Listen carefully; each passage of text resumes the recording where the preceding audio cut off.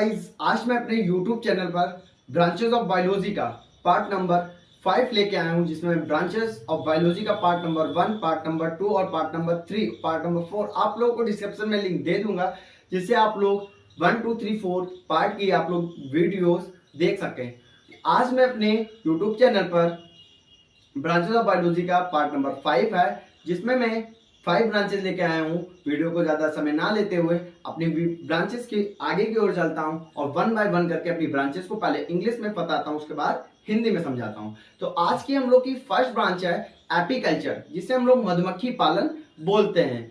तो मधुमक्खी पालन बोला जाए तो rearing honey bee for the production of Honey, इसे हिंदी में बताया जाए तो मधुमक्खियों के द्वारा जो शहद का उत्पादन किया जाता है एपीकल्चर कहलाता है। तो एपीकल्चर को इंग्लिश में बताते हैं तो क्या होता है, जैसे कि the branch of biology which deals with the study of rearing honey bee for the production of honey is known as apiculture. जीव विज्ञान की वह शाखा जिसके अंतर्गत मधुमक्खियों के द्वारा शहद का उत्पादन किया जाता है मधुमक्खी पालन कहलाता है। हम लोग की अब दूसरी ब्रांच आती है सेरीकल्चर, जिसे हम लोग बोलते हैं रेशम कीट विज्ञान। Rearing silkworm for the production of silk, branch of biology which deals with the study of silkworm for the production of silk is known as sericulture।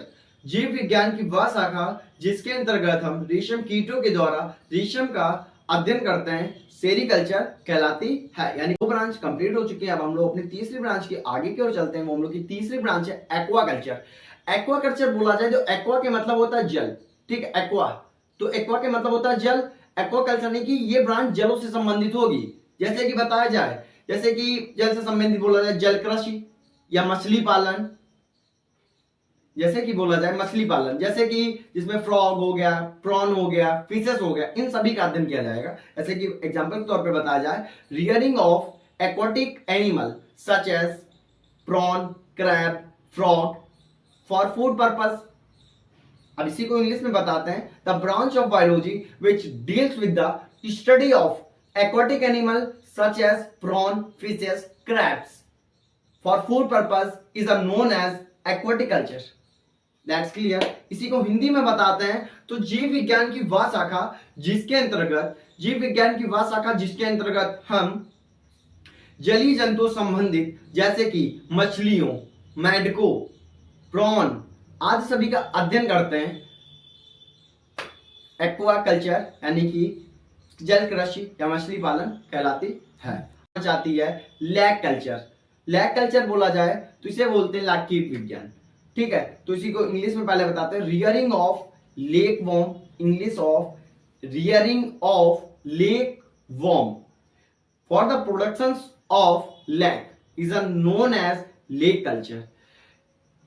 जैसे कि इसी को बताया जाए rearing of lac for the production of lac culture, तो बताया जाए लाख के कीटों के द्वारा लाख का उत्पादन, लाख के कीटों के द्वारा लाख का उत्पादन। तो इसी को इंग्लिश में अब इसकी डिफिनेशन को फाइंड करते हैं the branch of biology which deals with the study of rearing of lac culture for the production of lac is known as lac culture.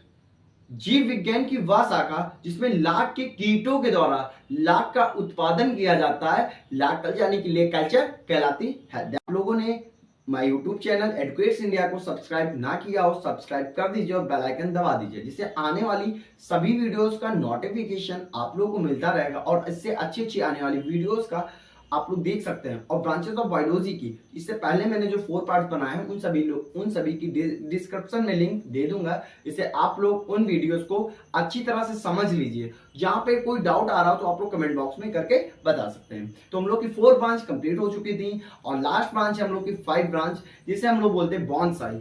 Bonsai बोला जाए इसी को इंग्लिश में पता है तो आर्ट ऑफ ग्रोइंग प्लांट्स, छोटे पौधों को उगाने वाली कलाओं का जिसमें अध्ययन किया जाता है उसे हम लोग बॉन्साई बोलते हैं।